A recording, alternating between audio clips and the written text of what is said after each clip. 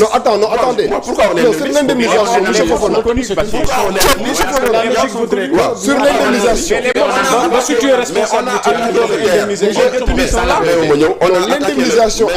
L'indemnisation à la matière est extrajudiciaire. Mais même l'indemnisation, la logique appréciation, la logique voudrait que bu ñu situé responsabilité ba lépp voilà.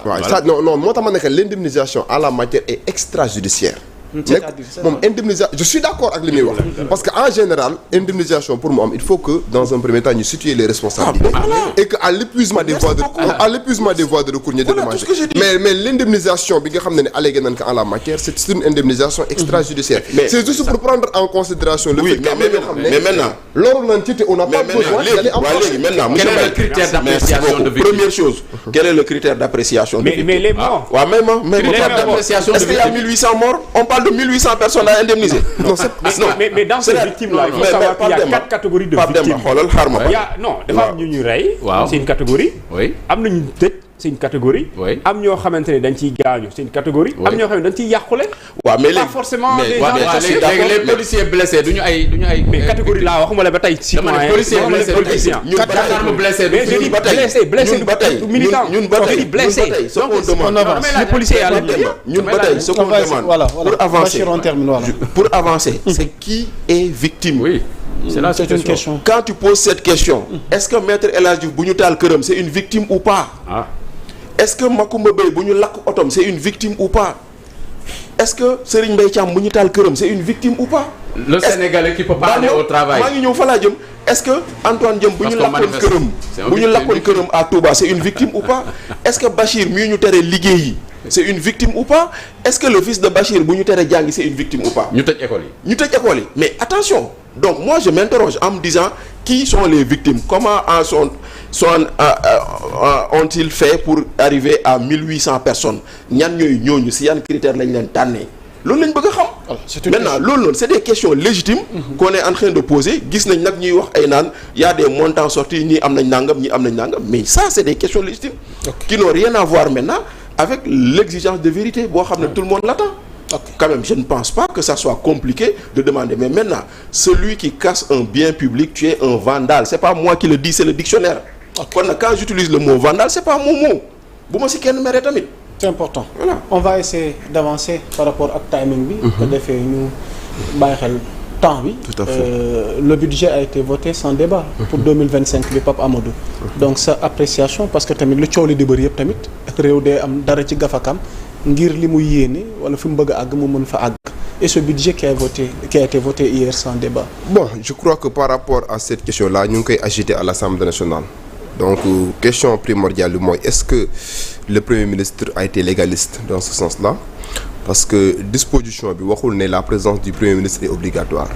Bu ko neexee mën na def lettre l'essentiel ci commission bi na am benn ministre boo xamante ne moom moo koy représenté et en la matière le ministre du travail bi nga xamante ne tey jii moom mooy Abass Fall monsieur Abass Fall mu ngi woon ci commission bi donc dans ce sens-là et que le Premier ministre Ousmane Sonko même bu fekkente ne il ne s'est pas présenté sa présence n'est pas obligatoire. Bu fekkoonte hein sur le budget.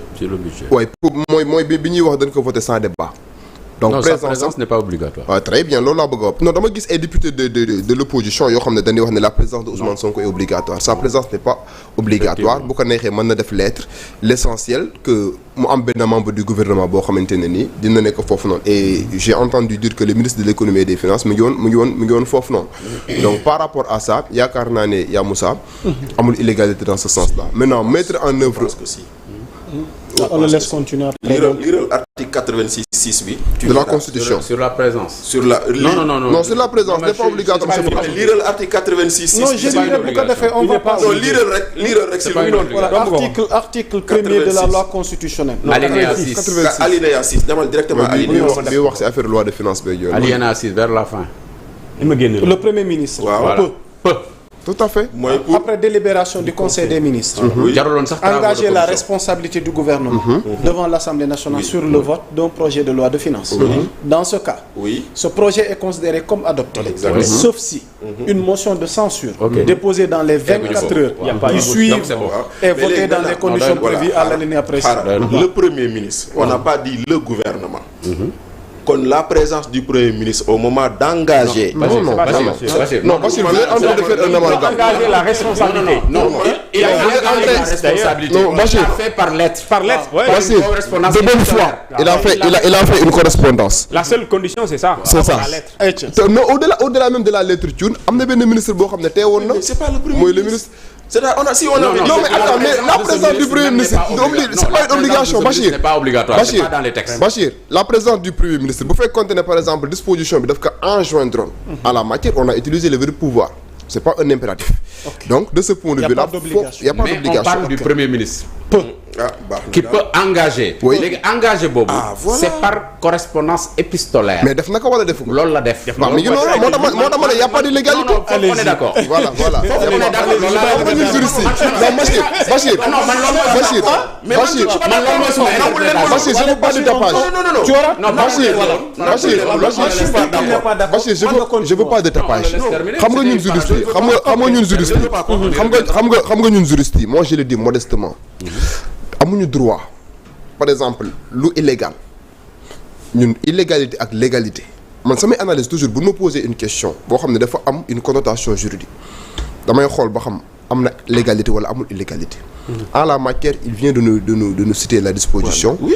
Et après bu ñu defee non vous avez raison mais dama ne après avoir étudié minutieusement la disposition on se rend compte très nettement que il n'y a aucune illégalité autour de cette question parce que le Premier ministre présence am c'est pas obligatoire def na lettre bi nga xamante ne tey jii moom la saisir Assemblée nationale le ministre bi nga xamante ne tey jii mooy la tutelle en la matière le ministre de l'économie et des finances mu ngi woon sur place donc je pense que bu ñu ko voté sans débat amul benn illégalité autour de ça et au-delà même de cet aspect légal bi nga xamante ne ñu ngi koy invoqué a priori. Mais il y a des urgences. dogguma la am na ku ñu doon seetaan dinu bàyyi xel un ancien ministre muy Pape Malick Ndour. Il est au téléphone donc il veut réagir par rapport maanaam ce budget qui a été voté sans débat ñu amaale tamit réaction par rapport à ce qui s'est passé hier ci DPG bi monsieur Ndour ñu ngi lay nuyu di la jox sa wàccuwaay bala nga nuyoog internautes di lay seetaan sur Sénégal 7. waaw maa ngi lay nuyu di nuyu téléspectatrices ak téléspectateurs yi di nuyu ñooñu nga xam ne ñoom ñooy def débat bi foofu. maa am ñu am solo ñoo xam ne xam naa leen fi j'ai suivi avec beaucoup d'intérêt d'ailleurs ce week-end Bachir Fofana à travers la tribune qu'il anime au niveau du quotidien donc di nuyu ñëpp vraiment di rafetlu débat bi quand même man maa ngi leen di suivre c'est un débat quand même intéressant donc je vous félicite. Alors donc laataa ñuy ñëw ci vote bi nga xamante ni moom moo am ci wàllu budget bi sans débat sa appréciation d'abord ci déclaration de politique générale bi nga xam ne boobaak léegi ñu ngi ko doon xaar mais finalement am na démb. waaw am nga politique de déclaration de politique générale c'est juste une déclaration de bonnes intentions c'est une litanie de bonnes intentions donc j'avoue que les intentions sont bonnes je n'ai pas de commentaire particulier à faire parce que su fekkee présenter rek li nga bëgg a def ci réew mi la yaakaar naa rafet na. lépp gongo comme ni ko yeneen déclaration de politique générale yi nekkee woon donc loolu man dama ciy juger pour wax ndax dina baax wala dina bon l'essentiel daal mooy kat intention yi baax na lool yàlla na ko yàlla sottil maintenant nag ñoom ñu ngi leen di xaar ci réalisation yi de manière concrète. Ok maintenant le vote du budget qui a été fait